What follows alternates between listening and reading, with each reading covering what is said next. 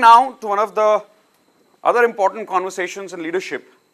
Tell me, when does leadership become extremely crucial in the organization? And during crisis, what do leaders have to make? Motivate, to give a focus and guidance. Decisions. Leaders really have to make decisions. Let's give them a good hand for understanding that. Very nice. In crisis situations, leaders are required the most. Is that right? Yes. Level 10 answers, please. Yes. And in that crisis situations, they have to make a lot of decisions. So is decision making important in leadership?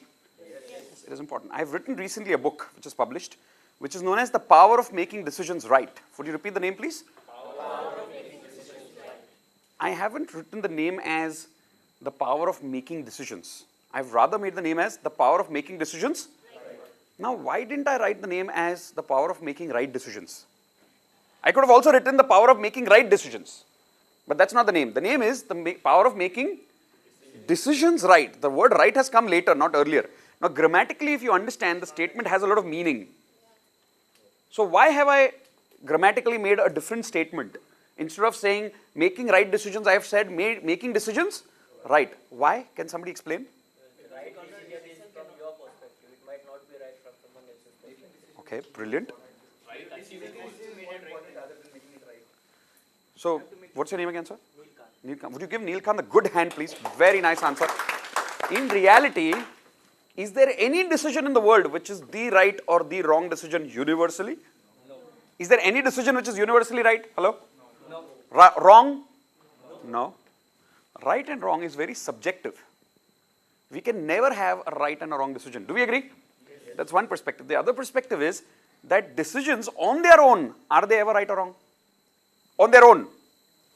Like this is a marker, right? Is that right? Yes.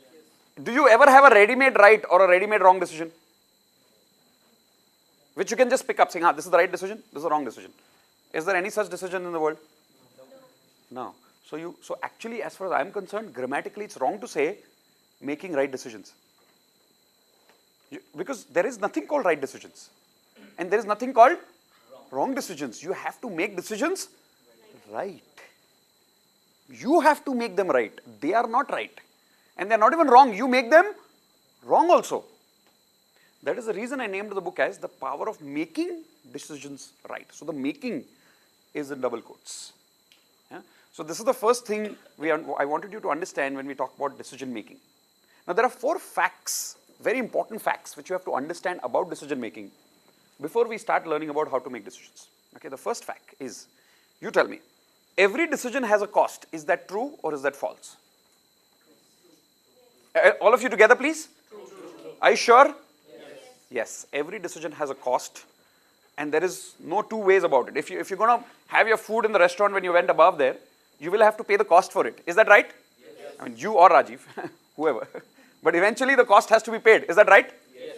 Okay. So write down, that is the first fact. So there are 4 facts as we are discussing. The first fact is, every decision has what? A cost attached to it. Whether you like it, whether you don't like it, the cost is attached to it. Okay, so that's the first decision there. First fact of decision making.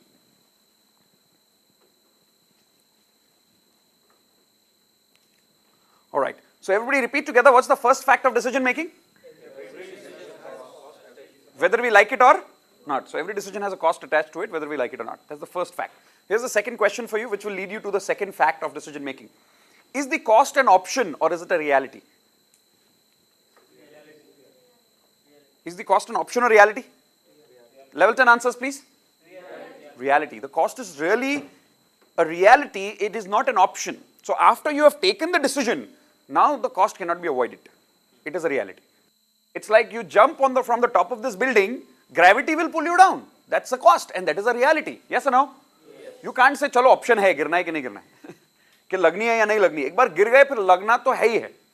That will happen. Is that right? Yes. A lot of people think there is no reality after marriage. You said Bharat is getting married right now. That's scary, right? After some time you get used to it, don't worry. Just kidding. But really, every decision in the world has a cost. Yes or no? Yes. And is that cost an option or reality?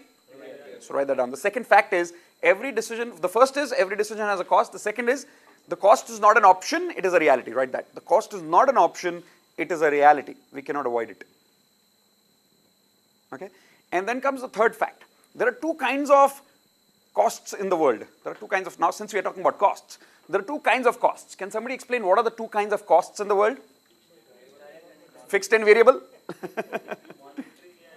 Monetary and non-monetary. Something else? Materialistic, non-materialistic. Huh? There are two kinds of costs, and here are the two kinds of costs. I call it predictable and unpredictable. Predictable and unpredictable. So there is certain cost which you can predict. There is a certain cost which you cannot predict. You just can't predict it. See, when you get into a company, you predict that this will be my career when I join the company. But are you sure everything will go as per your predictions? Hello? No, there will also be some things which are going to be. And in every decision in the world, there will always also be a unpredictable part to it. So this is the third fact, that the cost is always predictable as well as unpredictable. Now here is the fourth fact. For the fourth fact, I would like you to understand that the fourth fact is basically to clarify a huge confusion in the world. A huge confusion. Here is the confusion. In fact, you will tell me the confusion. I'll just point you out towards it. Let's say there are two decisions to make, decision A and decision B. Now, you are not understanding which decision to take, whether I should take decision A or decision B. There is an example here that I take is that there is a gentleman during the workshop. This is a true story, by the way. A gentleman during the workshop once came up to me and said, Mitesh, can you take my example for decision making, please? I said, sure. What is the example? And he said, I am considering to leave my job and do my post-graduation from IIM. I said, well, good decision. So what's wrong? He said, I'm not able to decide because, you know, if I leave my job, then what happens? No income, and I have my family is dependent on me. So how will I manage that? Because my family needs my financial income.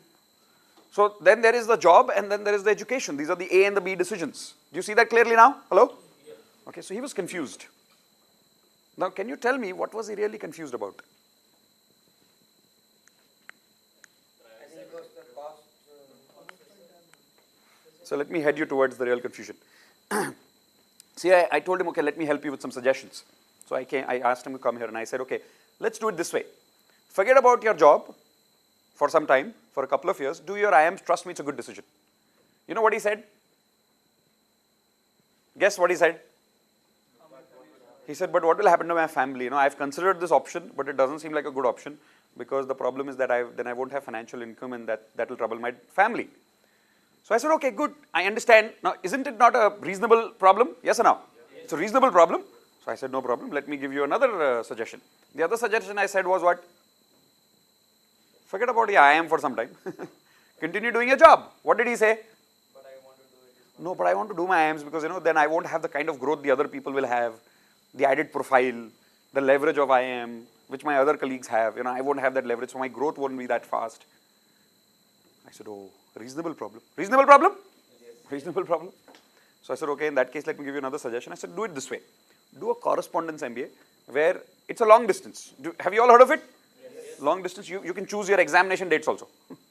You can study from home, long distance, and you get your degree also and you continue doing your job also conveniently.